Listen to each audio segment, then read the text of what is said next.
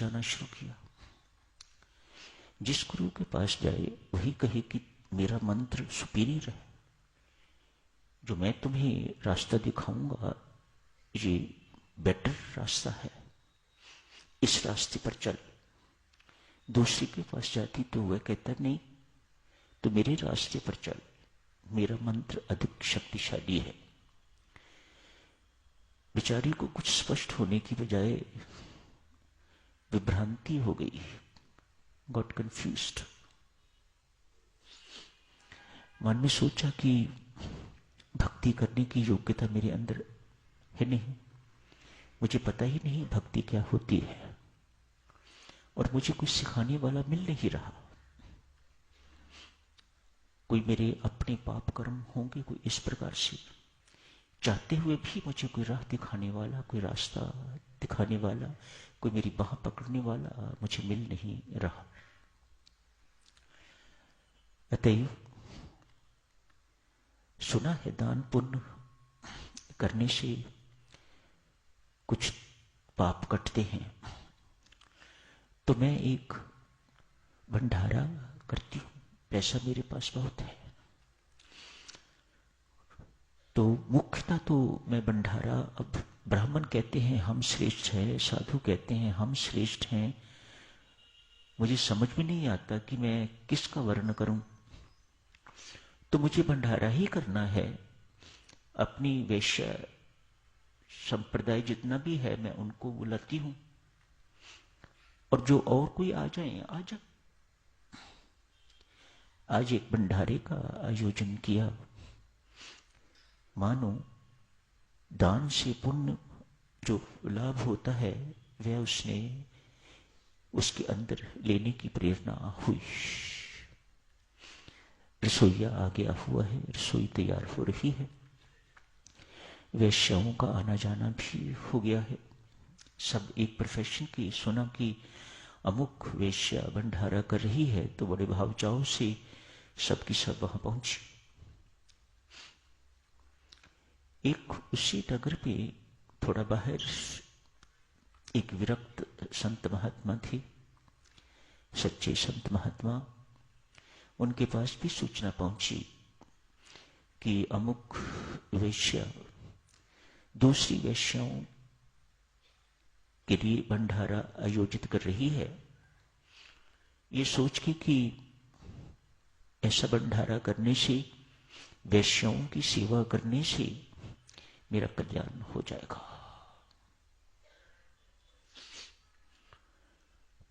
महात्मा को बात ये जची ना। फिर वहां पर परमात्मा बैठा होगा, इसको सच्ची राह दिखा के आ। महात्मा वहां पहुंचे हैं। रसोई ने रसोई से गंदा पानी एक नाली में फेंका। पानी गंदा बाहर निकल रहा था। ये विरक्त वही नाली के किनारे बैठ के अपने हाथ धोने लग गए हैं। संत वैश्य ने देखा ये बाबा क्या कर रहा है। उत्सुकता थी मन में, तो पास गई, कहा बाबा ये क्या कर रहे हो आप?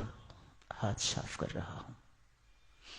बाबा ने कहा भला गंदे पानी से हाथ कभी साफ होते हैं?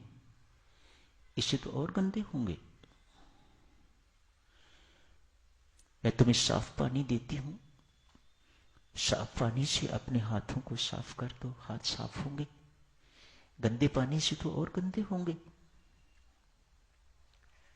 संत महात्मा कहते हैं देवी, शायद परमात्मा ने मुझे यही समझाने के लिए तेरे पास भेजा है। जिनकी सेवा से तू कल्याण चाहती है, उनकी सेवा से तेरा कल्याण नहीं होगा। किसी संत को ढूंढ। इतने सारों को भोजन कराने की बजाय, इतने सारों का संग करने की बजाय किसी एक सुगुण संत का संग करेगी तो तेरा कल्याण होगा। इनके संग से तेरा कल्याण नहीं होगा। जैसे गंदे पानी से मेरे हाथ साफ नहीं होंगे और गंदे होंगे। मुझे लगता है कि कहीं तेरी भी हालत ऐसी ही ना हो। बाबा, संत कौन होता है?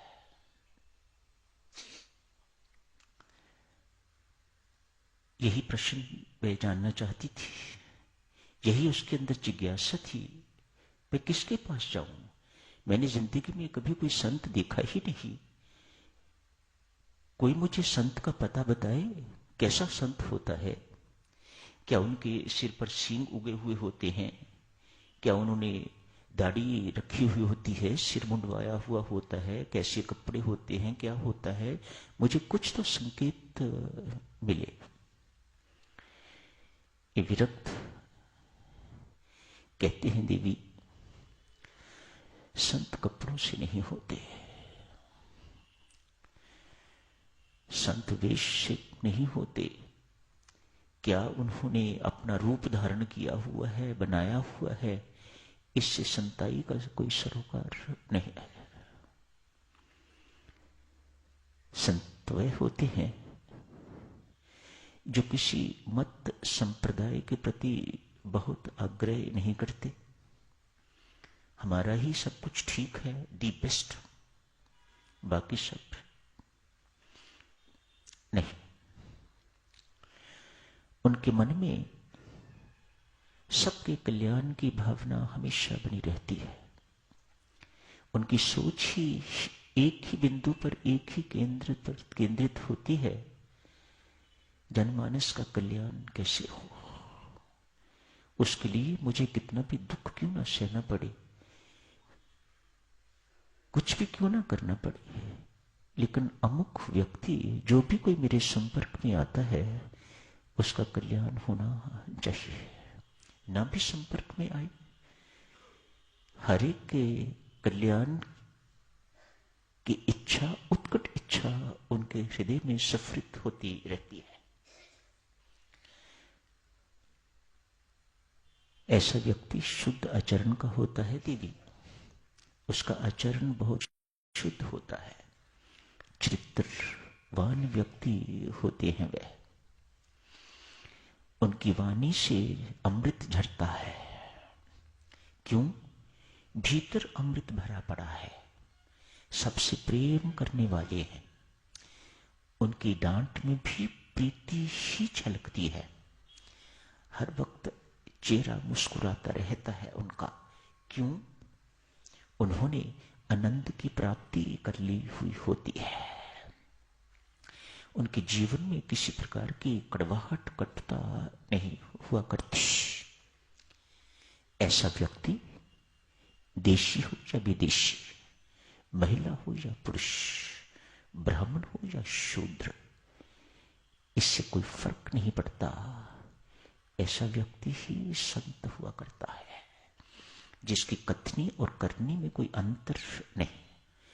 भीतर से जो है वही बाहर है। ऐसे संत हुआ करते हैं। उनका जीवन बहुत पवित्र हुआ करता है। उनकी वाणी परमात्मा की वाणी, उनका स्पर्श परमात्मा का स्पर्श, उनकी दृष्टि परमात्मा की दृष्टि हुआ करती है। ऐसा संत खोज, ऐसे संत की संगति मात्र से तेरा कल्याण हो जाएगा। तुझे सेवा इत्यादि के चक्कर में भी पड़ने की जरूरत नहीं पड़ेगी। पर ऐसा कोई संत ढूंढ। तुकाराम की चर्चा तो आज शुरू नहीं हो सकी साधुजनों, कल से शुरू करेंगे। तुकाराम की चर्चा आज यही समाप्त करने की इजाजत दीजिएगा। संत तुकाराम ऐसे ही संत जैसे संत की आज आपकी सेवा में व्याख्या हुई है। धन्यवाद।